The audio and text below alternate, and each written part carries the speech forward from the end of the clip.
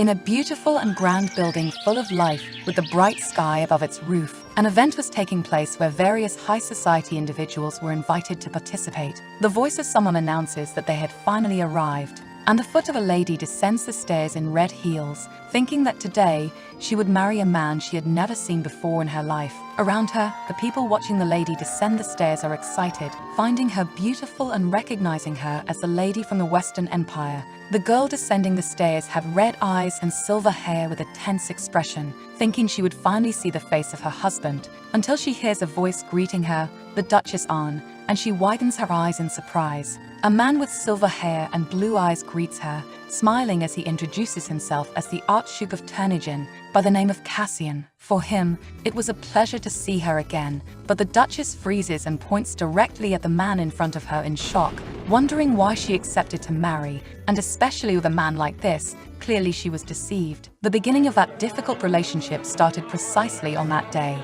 3 months ago, in the ballroom of the Western Empire, at a party with a dance. People toasted and conversed wearing masks during the dance, while a lady stood outside just observing them. From the window, she looks at where the guard from the previous floor was, thinking that it was terrible, unable to believe that today had to be the party at the Imperial Palace. She was drinking with a group of knights the day before and therefore didn't care about the party. At first, she wasn't planning to attend the ball, but that morning, a woman shouted at her that if she didn't go to the party, she would never leave her in peace again, forcing her to go. At the moment, she just had to present herself to the Emperor after relieving a hangover, and at that moment people wondered if Miss Anne hadn't come again, because the Duchess was looking for her, furious.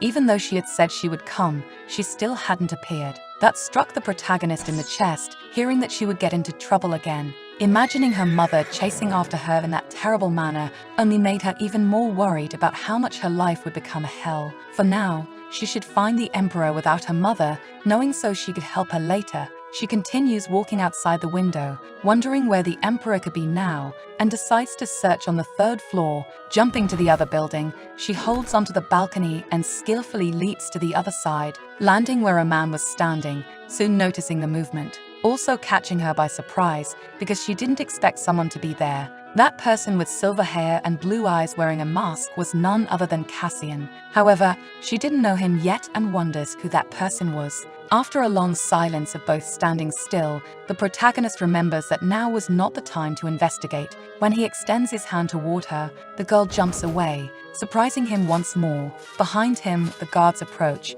commenting that they heard a strange noise and asking if everything was okay, and he agrees that it was nothing, smiling slightly as he responds that it was just a lost street cat.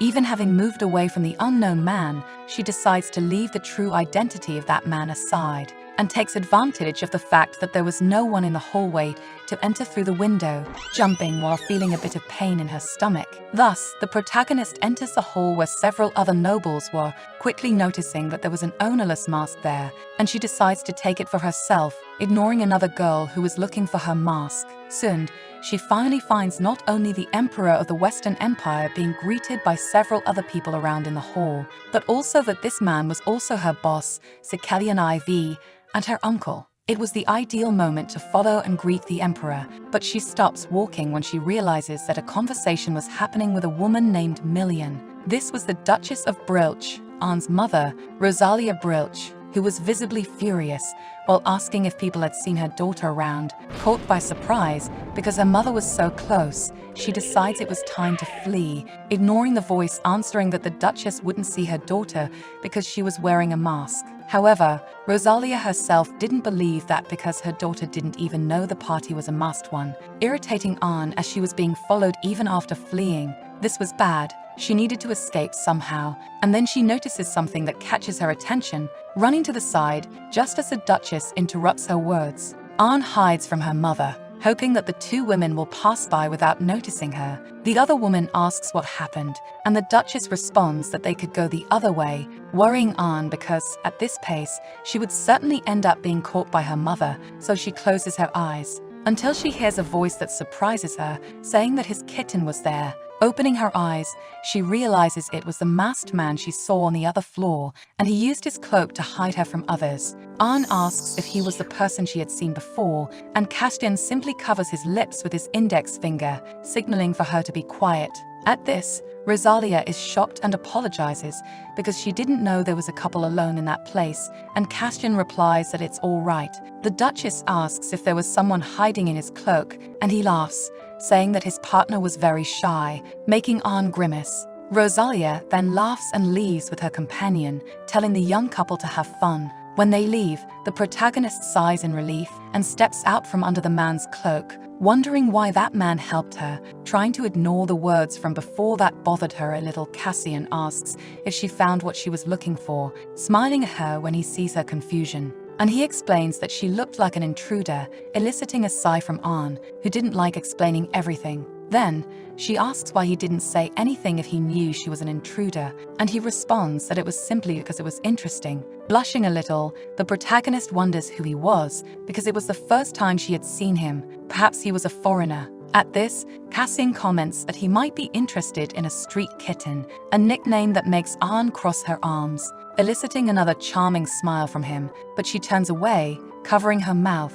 hating the down hangover, feeling like she was going to vomit, and therefore needed to leave as quickly as possible. So, Ahn thanks him for his help and says that when they meet again, she would return the favor. Taking an insignia out of her pocket and placing it in his hand, she says goodbye and leaves quickly. It was then that another man appeared, calling for Cassian, asking what was in his hand. Smiling, he replies that it was the reward from a street kitten, leaving the other man confused as to what exactly made him so happy. When Cassian asks why he is there, the man tells him that the emperor was calling for him, so he decides to go and see him. The Western Empire was becoming richer and more abundant than the Northern Empire, where he came from, and all this was thanks to one thing: the sword master who protected the empire. However, in history, there have only been a few hundred people who managed to achieve the title of sword master, and this master always saved the Western Empire from great destruction. Since he was there, he wanted to meet the sword master,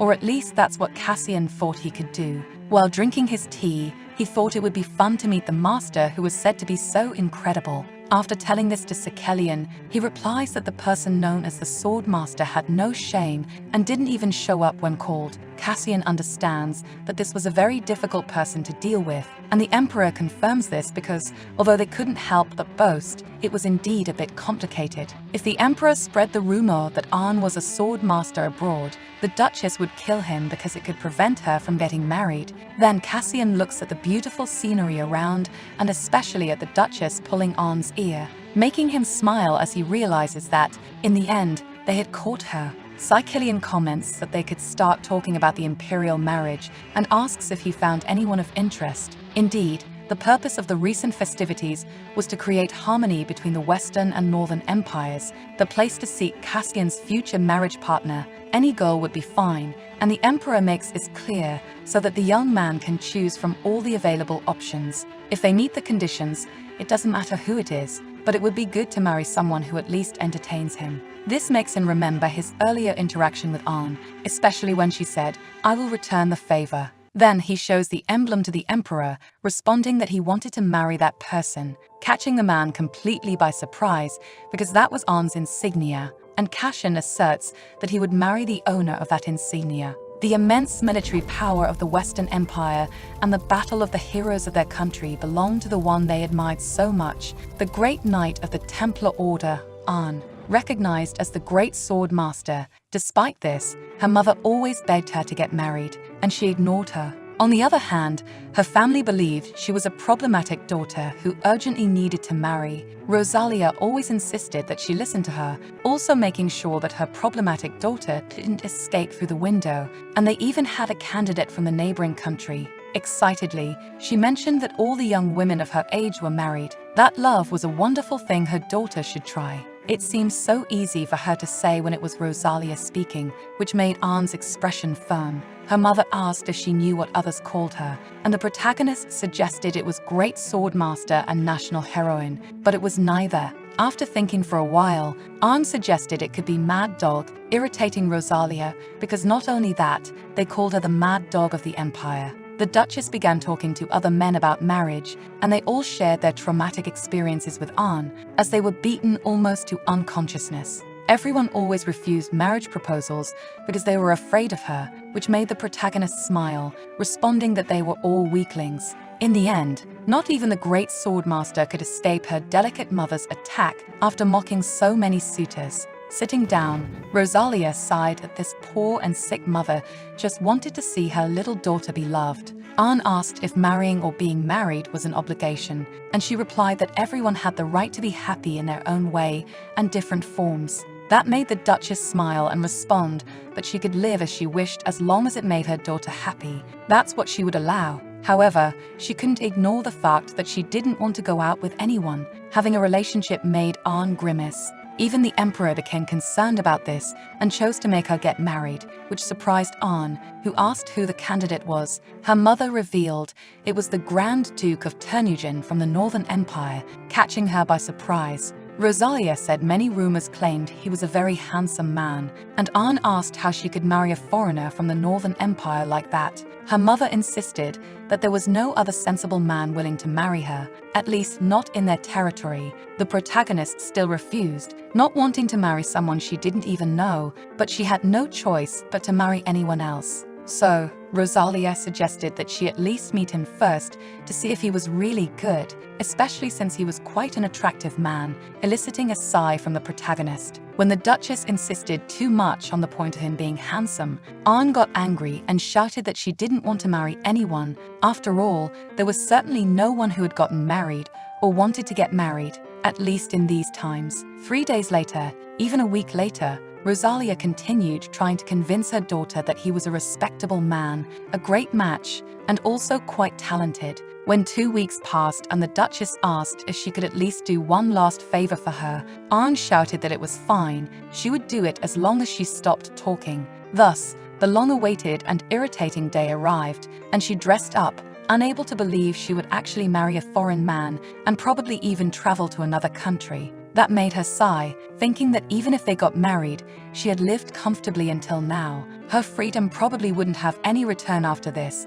but her mother was so happy that it was almost irritating. If that was the case, there was only one thing left to do, which was to see the prince who awaited them and force him to refuse the marriage at all costs, even if Arn had to beat him up for it. In a meeting with the Emperor, they gathered in the hall. A maid guided the Duchess and her daughter to the place where they would have the meeting. Arn asked if her mother intended to stay there all day, and she replied that she did, because even the Duke was on his way. As expected, everyone sought benefits behind their backs, even though this could end in a catastrophic future. In the meantime, the Duchess kept chatting about random things with the maid who had guided them to the location, giving the protagonist time to plan a solution to her problems. Noticing that there was a nearby window to escape if necessary, she discreetly opened the window, ready to use it whenever she felt threatened. When the Duchess looked at her daughter, noticing she had disappeared, she almost broke her fan in anger. After jumping out, the protagonist lands on the ground and wonders where she could escape to, until she notices a carriage parked near the building, seeming like a stroke of luck in her life. So, Arn starts running toward it, ready to beg if necessary to get out of that place. As soon as she opened the door to enter, who she found inside was none other than Castian, surprising her. The young man comments that he has met a cute cat again, leaving her confused. Though he smiled, it didn't take long for the shouts for Arn to send chills down her spine as she realized she was being hunted. So, she promptly entered the carriage and closed the door, apologizing for it and asking for the journey to continue. He says she seemed like a young lady running away because she didn't want to get married, making her frown in irritation. Hearing that if she needed him, she could just use him, not something one usually says, making her wonder why he kept offering to help her as he did last time, and whether by any chance he knew her. She stares deeply at him, wondering if he was a poor artist needing her to owe him something in return. Noticing this, Cassian slowly responds that she didn't need to worry because he didn't want anything in return, making Arn assume he was just a man who liked to talk, so she begins to reply that if that was the case, then she would use him if he didn't mind, which was a pleasure for Castian, who continued smiling at her the entire time. So, she asks him to be her lover for that day, and he agrees without hesitation again. The two leave for the city still in the carriage, and Ahn asks where they were going while looking out the window, and he replies that it would be a date. The word makes her look at him in surprise, and he smiles, questioning if they shouldn't act like lovers as she requested. That being the case, he should be seen by many people when accompanied by his girlfriend. The idea of being seen by several people made her feel a little uncomfortable, but Castian explains that this way everyone would talk about it and could understand their commitment. The explanation makes Ahn agree with him because that's how she could end her original engagement. So he smiles at her agreement, gladly accepting it. The two get out of the carriage to visit a bakery, where Cassian presents her with a dessert that was quite famous, filled with red fruits. Ahn stared at the dessert, confused, as she was the type of person who knew more about the battlefield than about desserts. Other girls excitedly commented upon seeing Ahn, admiring her from a distance, curious to know who that man beside her was, if he could be her boyfriend because he was very handsome as well, and they even got excited to introduce themselves. Cassian listens to the people talking and looks at the protagonist, ignoring everyone else just to eat the dessert with a smile. Then he asks if she would like to know the quickest way to make everyone see them as lovers, and he extends his hand to wipe a bit of frosting from her cheek with his fingers, licking the frosting off with his tongue, saying it was indeed as delicious as the rumors said. Smiling, he says, that's how you make everyone believe they were lovers, and all the ladies watching them were shocked by the scene. Ahn herself touches her cheek, nearly breaking the fork with that crazy man acting out of nowhere. After the whole date, the protagonist returns home and thanks him for the day, and Cassian was happy to have helped her. Still, Ahn was surprised because it was more fun than she expected, smiling and hoping the rumors of her being with another man would spread. So, she gently smiles at the young man, thanking him for his help, saying she would repay him again in the future, eager for her engagement to end. Meanwhile, the young man smiles and thanks her for saying she would repay him, making her fall silent. He asks if she hated the idea of marrying someone she hadn't even met that much. Obviously, Ahn agrees because it was all because her impatient parents wanted her to marry. She recalls when she sought advice from her married sister, who said it was suspicious for her to marry the Archduke of the North because he should have married at least once by now. With that position, there must certainly be something wrong with him. If not flaws, it must certainly be a mistress. That's why her older sister didn't think the other person who agreed to marry was okay. It was certainly irritating to marry a foreigner. That's what Ahn also concluded and spoke openly, leaving Castian silent and almost shocked because it was the first time he was treated as irritating so openly. Still, he simply responds that he hoped her wishes would come true. Soon, rumors that Ahn had a very handsome lover began to spread rapidly among the high-class people, and the protagonist knew that her marriage could be cancelled that way. But to her surprise, her mother's reaction was entirely different, smiling because at least she could have told her that she was with a secret lover, and she agreed that Ahn should marry the secret lover if she truly loved him. Ahn began to sweat nervously when the Duchess said that the Archduke didn't care about scandals. He was really a lovely young man. That was why the Duchess didn't want a powerful political marriage. She just wanted her to marry anyone. In the end, her attempt to break off the marriage was completely wasted. The only option left for the protagonist was to confront her mother directly now. So, Ahn says that she really didn't want to marry anyone. This leaves her mother shocked before she slowly sits down in a chair, silently. She asks Ahn to marry him and live by his side for 3 months. If she doesn't like her husband, she can divorce him. Instead, the condition was to live a peaceful life. If she doesn't enjoy their time together, she would never ask her daughter to marry again. That made Ahn think that she could easily endure that period, and she quickly agrees, still hearing her mother explain that she couldn't hit or kill anyone, much less send him flying. The protagonist agrees that she would try. If necessary, she would certainly kill him for the sake of her freedom. Thus, Ahn's marriage was established, and the news of her matrimony spread throughout the Western Empire. People talked about it, and the knights believed that if Ahn went abroad, the military loss would be enormous. With that irritation, the emperor responds that he would honor Ahn with the highest decoration possible in the Western Empire with the title of princess. Thus, he announces that Ahn was the future of the Western Empire,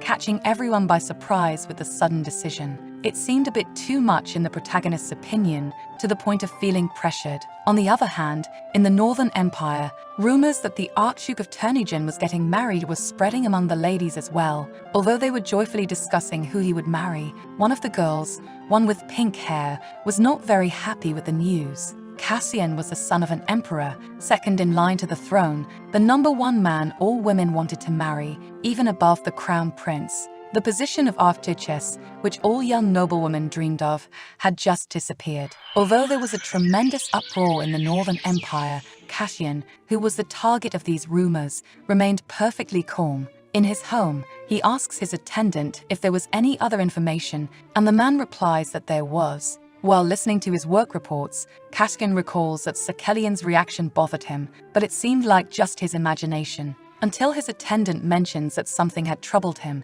and as expected by the Archduke, something was still missing. He says that apparently there was a troublemaker in the Duchy of Brilch, and apparently his nickname was the Mad Dog of the Empire. The reason why it's difficult to obtain information from the Duchy of Brilch seemed to be due to the existence of this mad dog. Cassian asks what he did, and the man reports that he heard that if you make a mistake, you'd be beaten to death, which makes him sigh, unable to believe that Anne and such a violent man could be in the same family, and he wonders if that's why she was so calm. Still, it brought a smile to his face because it was somewhat amusing. At that moment, the attendant mentioned that the airship was arriving, so the Archduke stands up, thinking that when Anne sees him again, he is confident she will have an interesting expression. Meanwhile, the protagonist, with a bored expression while listening to one of the maids say that the airship was about to land as well. Then, she also reminds Anne that she couldn't kill, hit the people she didn't like, and especially couldn't use the sword. She should smile and speak sweetly and act with elegance, yet Anne can only look at the maid, not understanding if that's what she really thought of her. So she descends the stairs to present herself at the location, and the maid guides her to follow as they had rehearsed in the beginning. However, when Anne passes through the doors and meets the Archduke, she points in his direction, completely shocked, looking at the young man who introduced himself to her as the Archduke of Turnungen. Anne was shocked because this was his true identity, and that's why they had met in the carriage the other time. In the end, she couldn't help but be shocked because they had deceived her so well. Suddenly, she turns to go back where she came from, leaving Cassian and the others confused. Saying that she wanted to go back, she ordered the maid Eva to come up again, and both the maid and Cassian called out to the irritated protagonist. He quickly approached and reminded her that she had an obligation to repay him a favor, irritating Anne even more. Before she could say something offensive, the maid shouted for her to be careful, then said that Anne was very delicate. Because of this, Eva asked the prince to treat the girl as if she were made of glass, leaving Anne completely puzzled, wondering what she was talking about. At another moment, the maids were shouting in the garden, desperately searching for the protagonist because they had asked her not to go out alone. Instead of responding to them, Anne remained up in the tree, hidden, wondering how she ended up in that situation. Despite the maids insisting on worrying about her porcelain skin, neither she nor the Archduke, who was watching everything while looking at the protagonist from the window, did anything, and Cassian just laughed, wondering how the protagonist managed to get up there. It made him feel like he had adopted a kitten instead of a real wife. Suddenly, Anne felt a shiver and looked toward the house's window, wondering if someone had seen her because she could sense a presence. Even though there was no one at the window, she had felt that someone had been watching her from there just a moment before. First, she decided to climb down to the ground when no one was nearby. Still hearing the maids calling for her, she hid behind the tree to avoid being seen. After a moment, they decided to turn around and search on the other side of the residence. When they left, Anne sighed in relief, only for the Archduke to appear behind her, catching her by surprise, making Anne turn and ask since when he had been standing there, to which he replied, "Just now," making her wonder why he was so silent. Anne worried that he must have seen her jumping from the tree, but he asked if she liked it a lot, once again surprising her when he affirmed that she must really like his face because she was always staring at him that way. This made her look away and stammer a response, more tense than embarrassed. The Archduke felt it was fun to tease her, smiling as he asked how she felt about meeting her unlikely marriage partner. Slowly, Anne replied that it wasn't as bad as she thought, making him curious, again leaving her frustrated, unable to believe she had been mistaken, but still worried about the possibility of a lover. With that long silence, Cassian asked if she was thinking about something else again, even right in front of him. This time making her nervous, she questioned where he had learned such words because they weren't even married yet. He replied that they soon would be, and he held her hand to bring it to his lips, saying it was too late for her to escape. Turnagain Castle was more turbulent than ever before, but there was a reason for that. It was the wedding day of the owner of Turnagain Castle, and the maid Eva was even crying with emotion. And Arn complained a little because the maid was talking as if her mother had passed away, but she was very much alive to see it happening in person. While being prepared by the maids, Arn listened to her mother talking through the crystal ball, wanting to see her wedding in person, to which the protagonist replied that she would be watching through the magic sphere anyway. The Duchess smiled as she said that Sir Kellyan would also be watching the wedding regardless, mentioning that he had also gone to the Northern Empire to watch in person, worrying Arn because she intended to divorce afterward, but the pressure from all sides was too much. A little later, the maids announced that they had finally finished preparing her. Now perfectly ready, they praised the protagonist, saying she looked beautiful, even more so than any other bride they had seen. Arn couldn't believe she really had to do something she didn't want to, and she wondered if she should enter a loveless marriage. That's when her mother complimented her for being so beautiful, especially when dressed appropriately, wishing her well because she was gaining a new family, which surprised the protagonist to see her mother smiling like that. At the same time, Arn realized it was all to make her mother happy in the first place. In the wedding hall, many people had gathered to watch the event. Around them, several ladies wondered who the bride chosen by the Archduke was and if he might have fallen in love at first sight. The attendant was also worried because he didn't know what his lord was thinking to get married so suddenly. Meanwhile, in the hall, people continued talking about the bride and how she must be very beautiful until the doors opened and it was announced that the groom and bride were making their entrance. Han and Cassian walked through the doors hand in hand, dressed in white and walking together among the guests, surprising the ladies even more as they looked at the protagonist, who was incredibly beautiful. Tense, Arn questioned whether this was truly the right decision, no matter how much time she spent thinking about it. As they reached the altar, the priest began to announce that he would like to thank the guests on behalf of the couple. He asked if the bride swore to love her groom forever, which made her even more tense, wondering if it was really okay to make such a false vow, but despite everything, she averted her gaze and agreed to swear. Then, the priest asked if the groom swore to love his bride forever, and Cassian agreed without hesitation. At that moment, he announced that they could kiss as a promise that their love would last forever, catching Arn off guard. Blushing, she looked a bit tense when Cassian lifted the veil from her face and held her chin, saying that if she didn't want to, she should run away now because it would be her last chance. But Arn made a face, responding that he was the one who said it was too late for that. This made him smile as he agreed, looking deeply into her eyes and pulling her closer by the waist. Before kissing Arn, and all the guests applauded the two at the altar. As they pulled away, the protagonist felt dizzy and breathless after the kiss. The priest smiled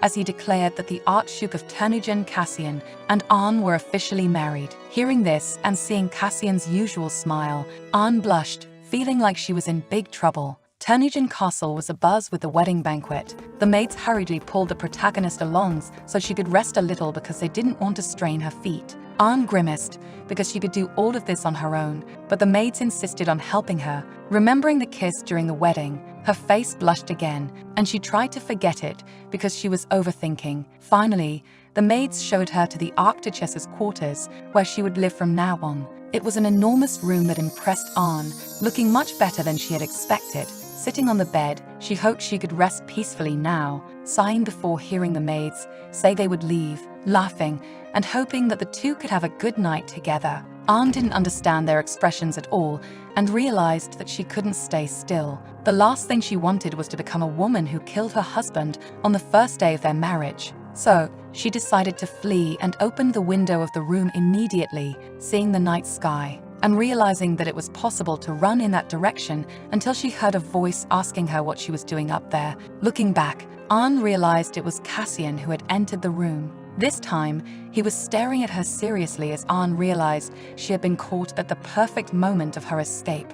Backing up closer to the window, she wondered what she should do and whether she could pretend to faint or maybe just be honest for once. When Cassian insisted on knowing what she was doing, the protagonist smiled and stammered that she just wanted to get some fresh air, but he was skeptical of her answer because she was doing it at this time of night, and right on the windowsill, remaining silent, he asked if she was trying to take her own life, leaving her completely surprised and not understanding what he meant by that. She denied it, saying it wasn't anything like that, and she didn't even know if it was possible to lose her life from falling from that height. Lowering his gaze, he responded that he understood, but Ahn didn't bother to correct his thoughts because she couldn't tell him she was trying to avoid the wedding night. As he approached, Cassian extended his hand to the protagonist, who took it and stepped down from the window. As she stood on the floor, Cassian asked her to be careful with her own body, making her nervous because she really would have to spend the first night with him. Would she really become the wife who took her husband's life on the first night? Meanwhile,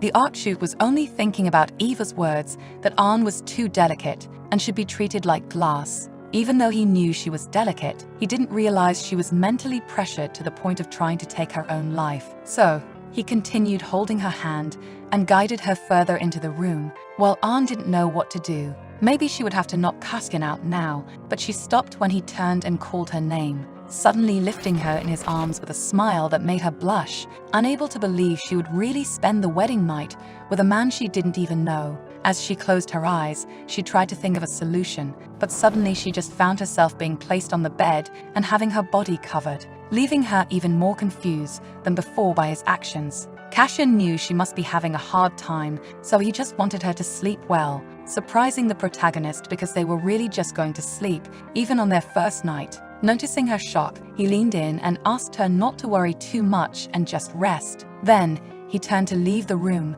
leaving Ahn in bed, still quiet, and closed the door behind him. Although the Archduke left as she wanted, she ended up being treated like a child, which was almost offensive to Ahn. Marriage was a means for the aristocracy, where the culture of marriage existed for one purpose: family prosperity. That's why many people thought that the marriage to Archduke Terneuzen would be that type of union, until they saw the two of them at the altar during their wedding and noticed the way the Archduke looked at the new Archduchess, leaving the ladies impressed by how much they seemed to love each other. Moreover, the Archduchess had left her wedding banquet, being quickly carried by the other maids to her room afterward. Due to the maids' overprotection, concerned about her vulnerable state, it was an unusual situation. A man asked if it made sense for the Archduchess to be absent from her own banquet, and another replied that it was because she was being well taken care of. There were rumors that the Archduke personally drove away any men who approached the Archduchess, and they supposed he had fallen madly in love at first sight. The misunderstandings continued to intensify day after day after that, but the truth was different. While Ahn was sitting under the tree under Castian's gaze from a window, his attendant looked at his lord a bit incredulously, wondering what he was doing and if that was the look of true love. Suddenly, the attendant, Alan, was called by the Archduke, who looked in his direction, asking him to inquire what he wanted. After a moment of silence, Cassian asked what it meant when the bride tried to take her own life on the first night, catching the other completely off guard, who responded that he didn't know, but it probably meant that the bride hated the marriage to death, making the Archduke sigh. Then, Alan handed him a letter that was an invitation from the second Imperial Prince, surprising Cassian as Mackenzie left immediately after delivering it. Alan asked when the Archduke intended to present his greetings to the Emperor, and slowly, he replied that it would be soon. A little later, the protagonist was having tea in the garden with her maid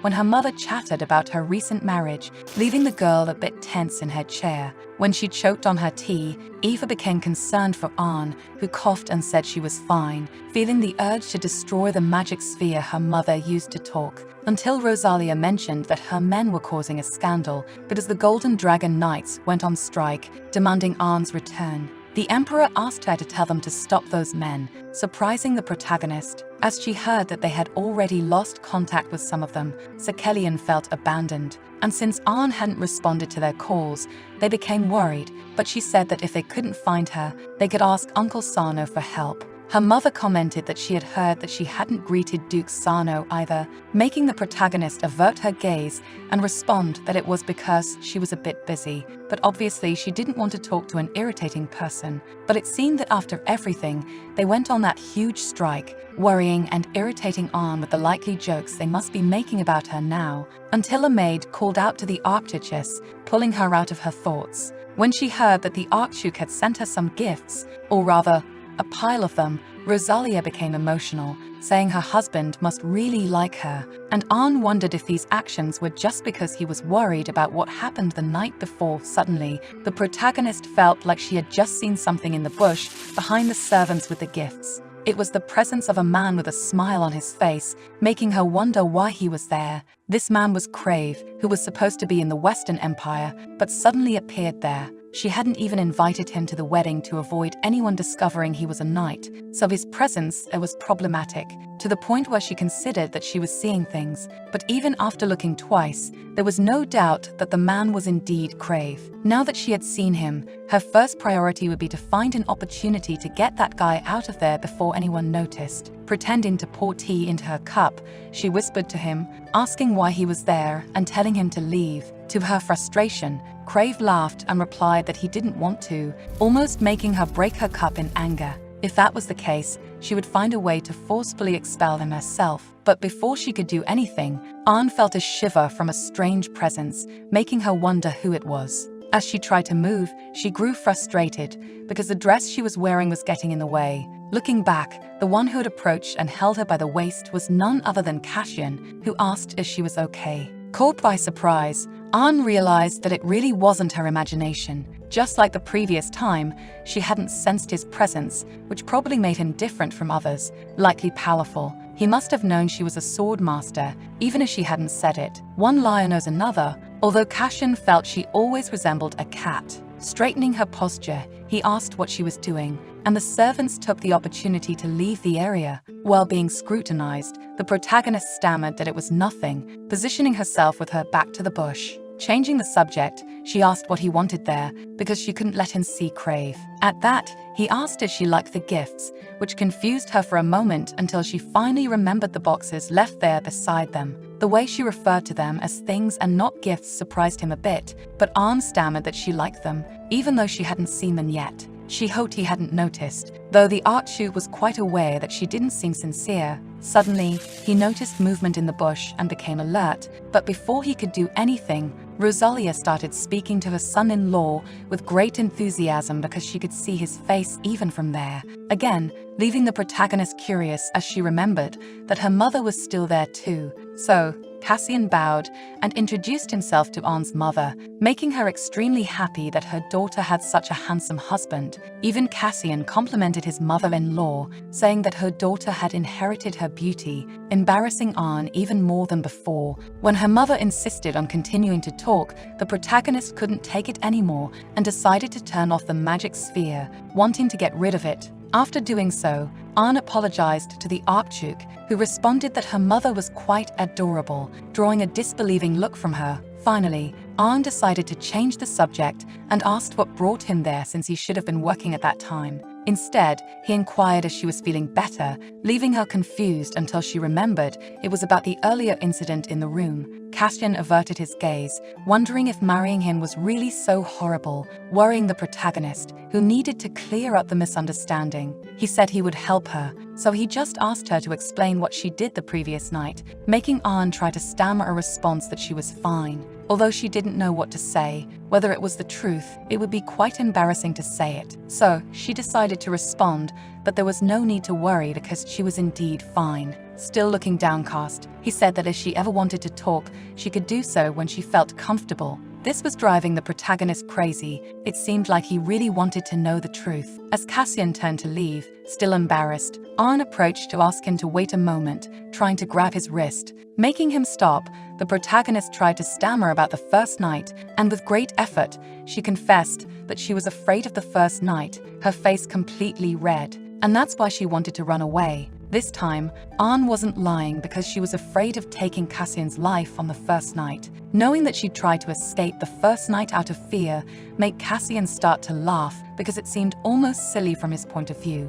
especially since he could hardly believe that Ahn could be so cute, so he placed his hand on her shoulder, saying that if that was the case and what she wanted, he wouldn't lift a finger, which surprised her. He smiled, agreeing that it could be a secret just between the two of them. This made her remember that he had done the same before, and Cassian's offer was quite suspicious. He was a powerful man who made Ahn want to know more about him to understand him. Even so, she agreed with his suggestion, smiling back because she could go along with it for now. Back in his office, remembering the protagonist's confession, Cassian smiled because he hadn't thought she was afraid of that. Seeing his lord's smile made Alan wonder what had happened and if he had finally gone mad after getting married. Despite calling out to him, the Archduke seemed perfectly normal, so he let it go. That's when Cassian told his assistant that there was a rat hiding in the castle and they should find it and kill it. Meanwhile, back in the garden, the maids cried out in surprise because the crystal ball had been broken, wondering who had done it,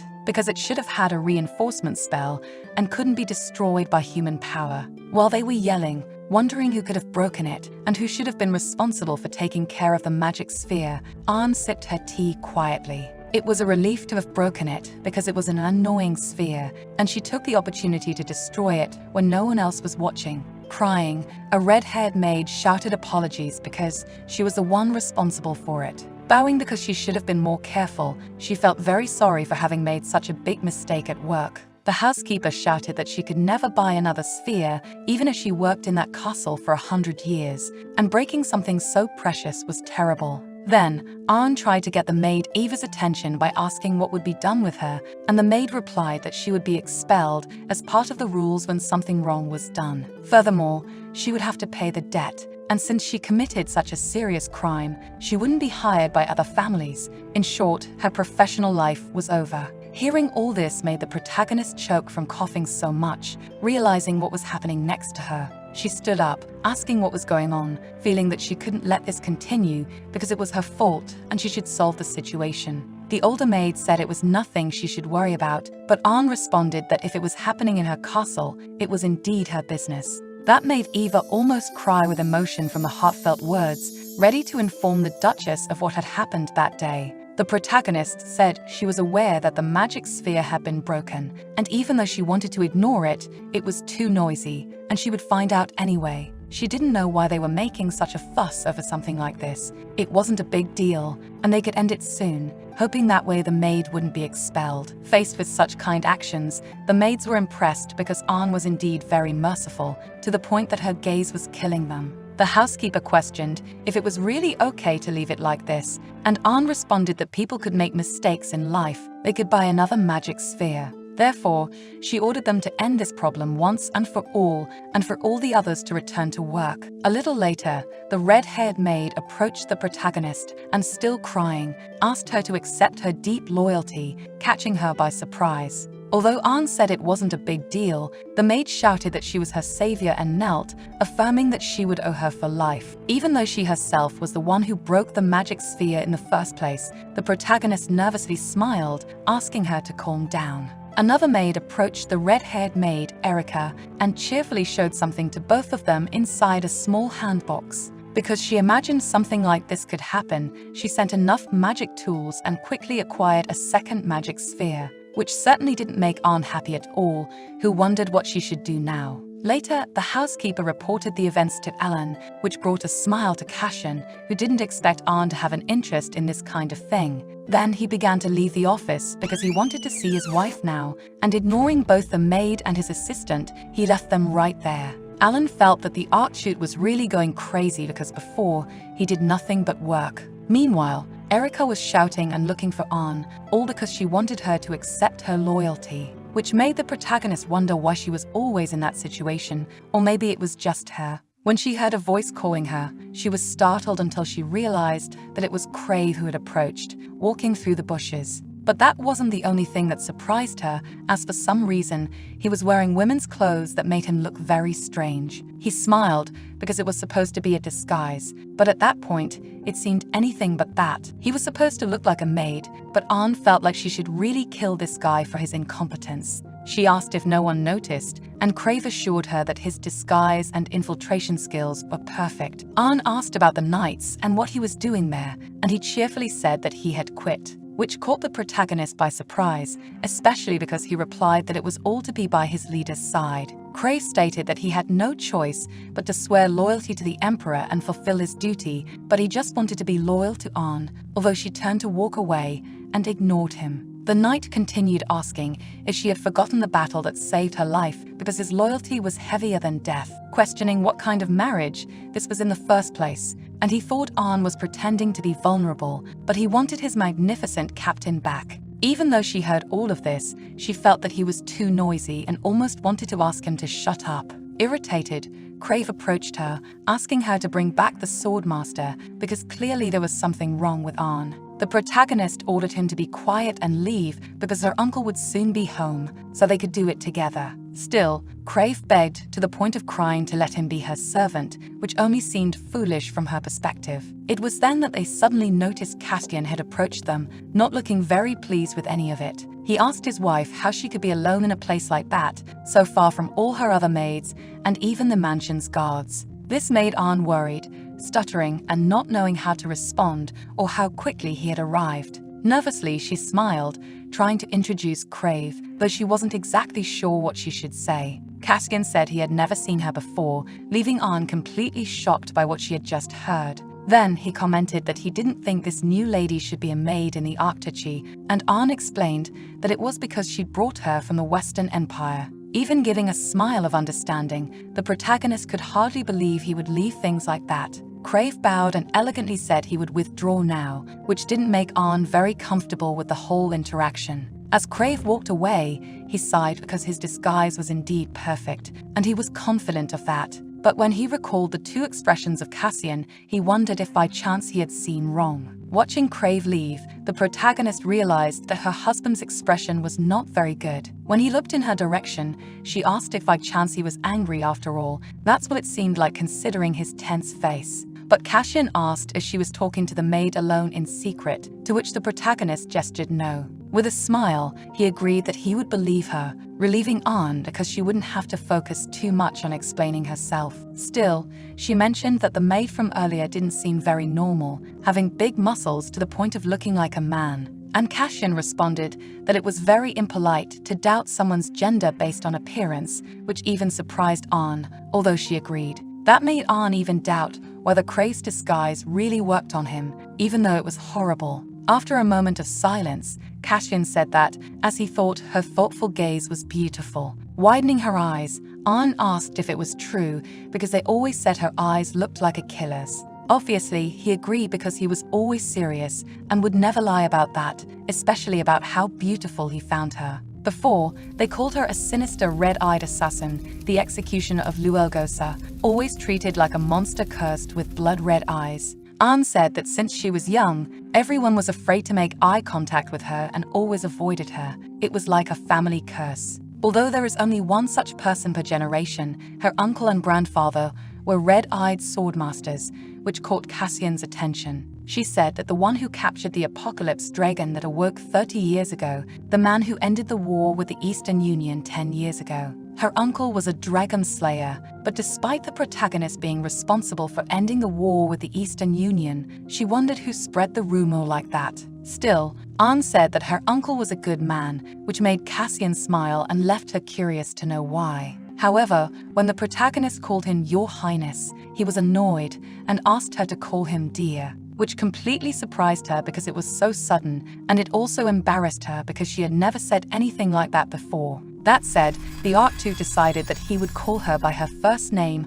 An, from now on, and that's why he also wanted her to call him by his first name. Hesitating, she tried to say Cassian's name, which brought a happy smile from him, praising that it was much better that way. Later, in his office, Castian felt that from An's reaction, she didn't seem like a dangerous person and could investigate the intruder later. At another time, Crave happily went to meet the protagonist, but it had been 2 days since he had been dressed like that, and to his surprise, no one had noticed yet. That made An curious to know if only she found it strange, so she called for Crave, who immediately responded to her when she asked him to explain what had happened. He said that after she left to get married, the Golden Dragon Knights turned upside down because they all had the same reason to stay together. They were all there just to follow on, and soon she ended up leaving, so they couldn't remain together if the reason they were there was gone. Laughing, he mentioned that he was the first to resign, which almost disappointed the protagonist because she hoped he would be a bit more normal.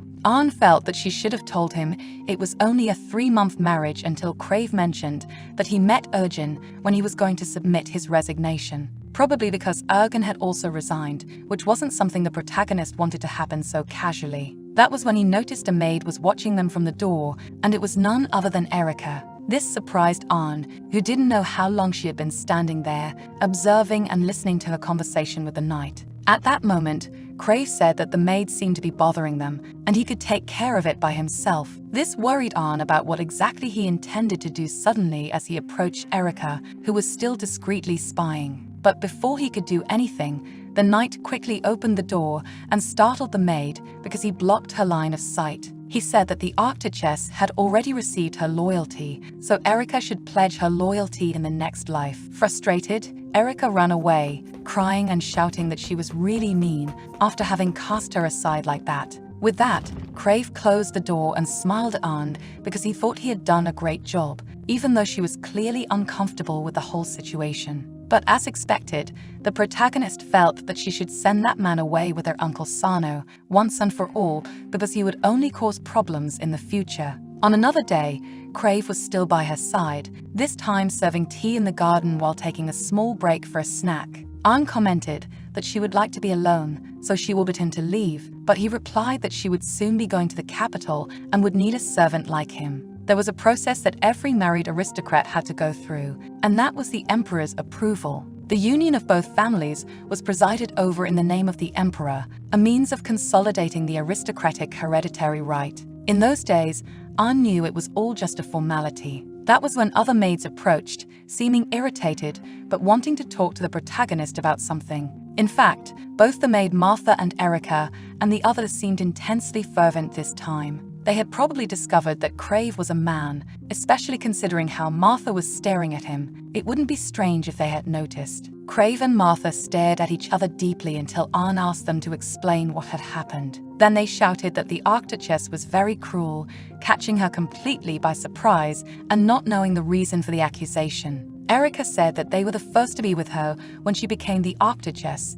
but now she had gotten too close to the other maid, and that's why they were upset. It seemed like they were favoring that new lady because she was from the Western Empire, so they wanted to travel to the West and wanted a chance too. Martha said that was what they wanted to talk to Ahn about because it was wrong to favor just one of the maids so much. With that, the protagonist managed to understand that the maids were actually jealous of her knight. Sighing, she smiled because they had misunderstood everything, and it wasn't favoritism at all, but rather that she liked all of them together, which made all the maids emotional. They asked if it was really true because they all liked Ahn as well, which should be enough to stop the situation. Days later, on the day they would leave for the capital, everyone gathered in front of the mansion so the protagonist could say goodbye to everyone. And Cashin asked his wife not to be nervous because he just intended to say hello. Then he took her hand and brought it close to his lips, saying goodbye because they wouldn't see each other for some time. They would only see each other in a few days after he finished his pending matters.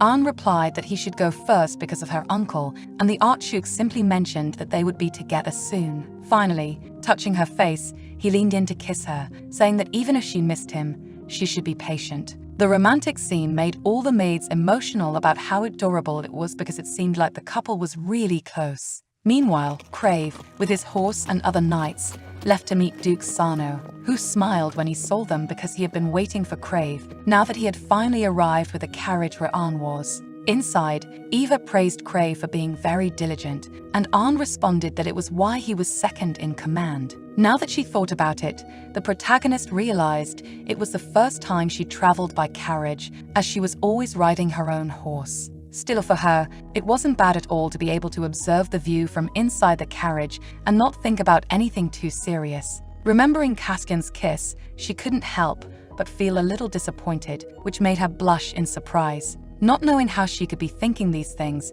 she thought she was becoming strange because she was focusing too much on the Archduke. In fact, Anne wasn't used to being calm. It was a big waste of time for her to have nothing to do during her day-to-day life. Suddenly, the carriage creaked and shook to the point where Erika let out a scream of surprise. Outside, the knights shouted that they were being ambushed with several arrows coming their way. Crave yelled that everyone should gather to defend the carriage and protect the Archduchess as quickly as possible. The knights stood ready to protect the carriage and also Duke Sano, who ducked down, covering his ears. Crave shouted for everyone to stay on alert and in defensive formation, but they hadn't expected something like this to happen just as they arrived in the Northern Empire. Meanwhile, in his office, Cassian was playing with a chessboard and started to focus specifically on a knight piece. This caught Alan's attention, who asked what was wrong, and the Archduke said that the pieces seemed off that day. As he looked at the knight piece, he thought of a knight and wondered what that was supposed to mean.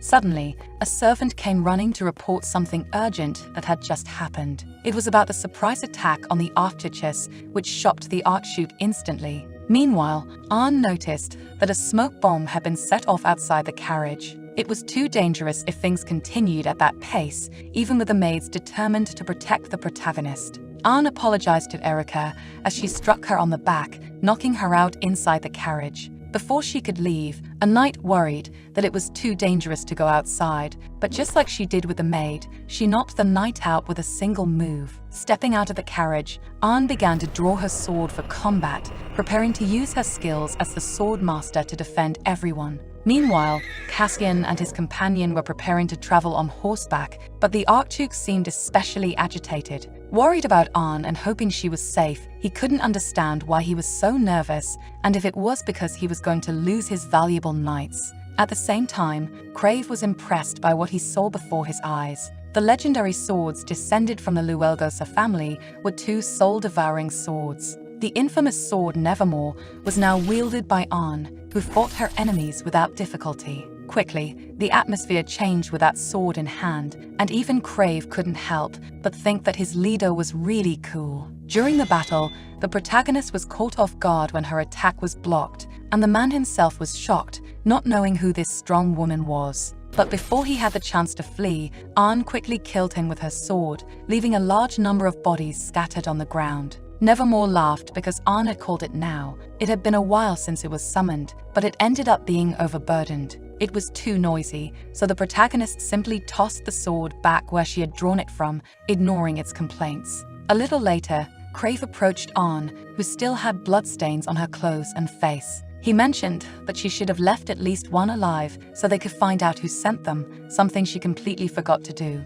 Even so, she responded that they would come back on their own if they had something to do. She was then caught by surprise when the knights ran to see if Anne was okay and if she had almost been kidnapped for being out there. Not only that, but Cassian had just arrived at the scene and quickly dismounted from his horse. The protagonist noticed that the expression on his face was quite grim as he approached, until he simply pulled her close into an embrace. As he pulled away, the Archduke smiled, saying he was glad he came after all, and checked if she wasn't hurt in any way. Averting her gaze, Anne stammered that she was fine, but even so, he touched her face, wiping the bloodstain from her cheek. Finally, Cassian looked around and asked who had done this, worrying Anne because she didn't want him to know the truth. That was when her uncle Sano approached to explain the situation, saying that Crave saved Anne, who had almost been kidnapped and killed her enemies. The Duke's words left the knight paralyzed with surprise, not understanding anything that was happening. Even so,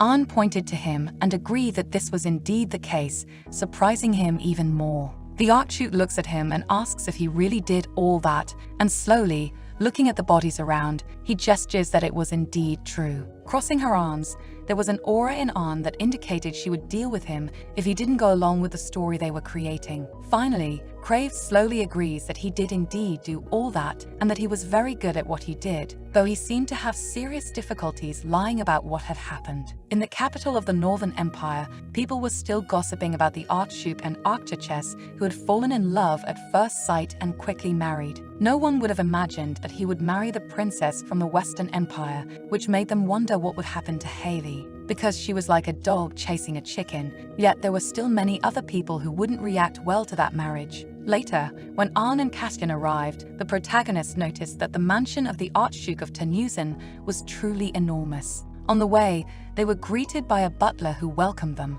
and the Archduke was happy to see that man after so much time. He introduced himself as the mansion's butler and asked if it was all right for them to take a tour of the mansion to get acquainted. Thus, in the imperial palace in the Northern Empire, Sano sighed, looking quite tired as he rested on a sofa after the disturbance in the carriage. Because a few hours earlier, when Sano approached to say that those probably weren't all the assailants, he noticed that Castian seemed strange.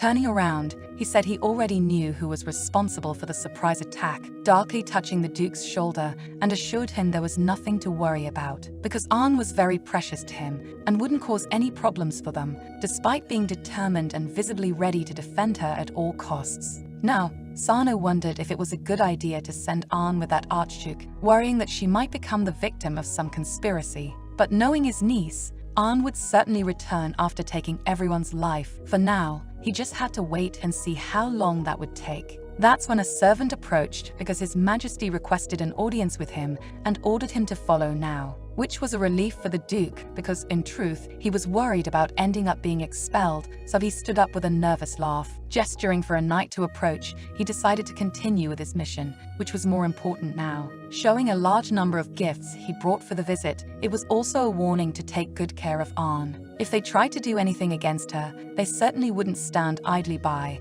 and he himself wouldn't let anything happen to his wife. Meanwhile, the butler was explaining that the room on the other side belonged to the late Archduchess and was locked at the moment, and no one could enter or leave. Originally, their Majesties used the room for generations, but after an incident, it was changed to the current one, though in truth, none of that mattered, and Arn just wanted to escape from there. Finally, the butler finished the explanation and asked if she had any questions, to which the protagonist quickly said no.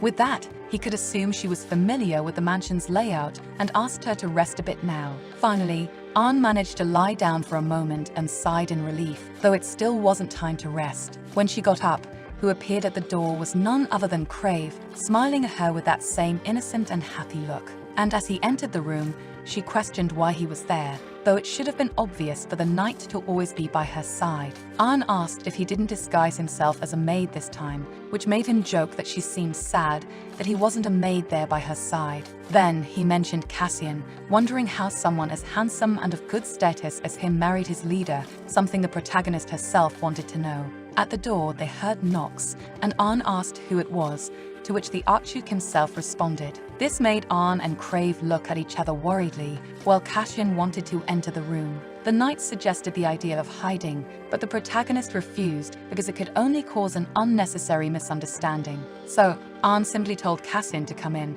and he quickly noticed Crave's presence next to where his wife was sitting in the room, to which the protagonist said that he came to inform her that her uncle Sano also wanted to speak with her, drawing a less than happy smile from the Archduke. Finally, Arn asked what brought her husband there, while Crave averted his gaze, trembling because he was receiving that cold and frightening look again. The Archduke replied that he was there to inform her about the schedule for the next day, and also because he missed his wife. This left Arn speechless, not knowing how to respond because things could escalate in a problematic way. At that moment, a maid approached to inform her that her bath was ready, but she was worried she might be interrupting something. Arn quickly denied that it was the case, actually feeling that it was the perfect moment for Eva to appear. She hurried past Cassian, saying she was going to wash up, and he smiled, telling her to go ahead, not seeming to have any problem with letting her leave the room. At the same time, Crave bowed, saying he would take his leave, but before he could pass by,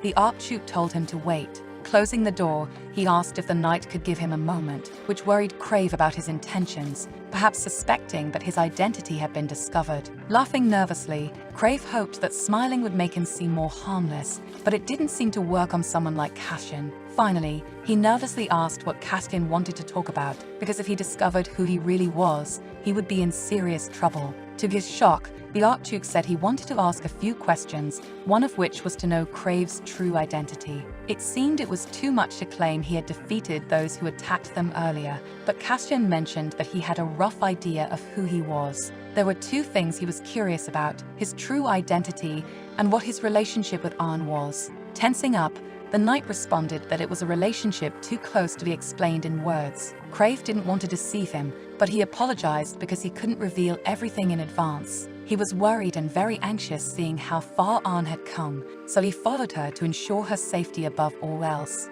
After hearing all this in silence, the knight became concerned because it seemed like he had confessed everything, as if admitting to an affair. Stammering, he tried to explain things, but that was when Castian asked if he was a sword master. The question left the knight completely surprised until he finally shouted, asking how he knew about that. He replied that there would only be one way to get rid of all the men who attacked the carriage. No matter how much he thought about it, Castian deduced that only a sword master could do something like that. That's why he should have followed her from the beginning, because he was worried, yet he welcomed him to the Northern Empire as his uncle. This caught Crave even more off guard because Castian mistook him for Arn's uncle, but too nervous to correct the misunderstanding, they shook hands anyway. With that, Castian smiled and said he could feel at ease because he was leaving now. Although Crave appreciated the misunderstanding, he wondered if it would really be okay for things to have unfolded this way. Later, he told the protagonist everything that had happened and that Crave had to pretend to be her uncle,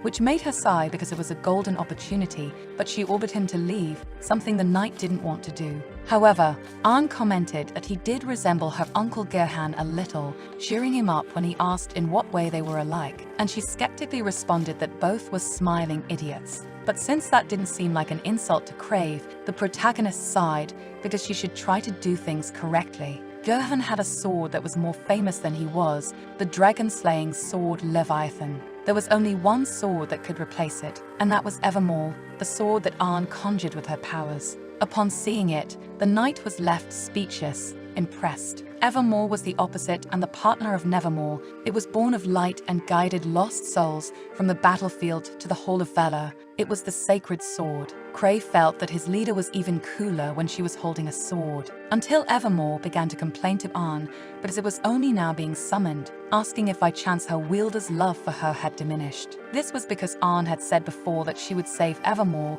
when she signed the contract. Ignoring this, the protagonist said she wanted to ask a favor of her that only she could do. This quickly excited the sword because it was being recognized and, of course, could carry out her grand and special mission. Then, Arn pointed to Crave, and Evermore finally noticed the knight beside her, hearing that she should be wielded by him for a while pretending to be Leviathan. The poor sword was incredulous at what she had just heard from her master. To ensure you don't miss the unfolding of this romance, give a gentle tap on the notification bell, and I see you on the next tale.